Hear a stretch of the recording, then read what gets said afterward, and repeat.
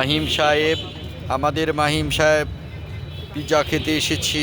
এই যে মাহিম সাহেব নতুন একটা জ্যাকেট কিনেছে, দেখেন কত সুন্দর লাগছে।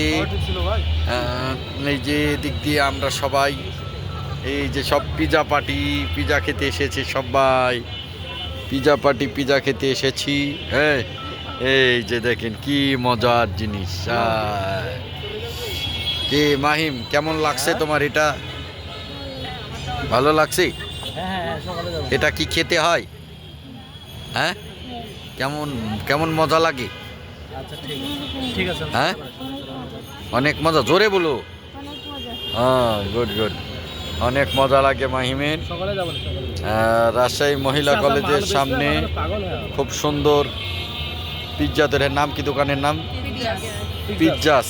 এই যে পিৎজাসে আমরা এসেছি, রাজশাহী মহিলা কলেজের গেটের সামনে একদম মোড়ের ওপরে এই জায়গার পরে পিৎজাস একটি রেস্টুরেন্ট আছে। এখানে আমরা পিৎজা খেতে এসেছি।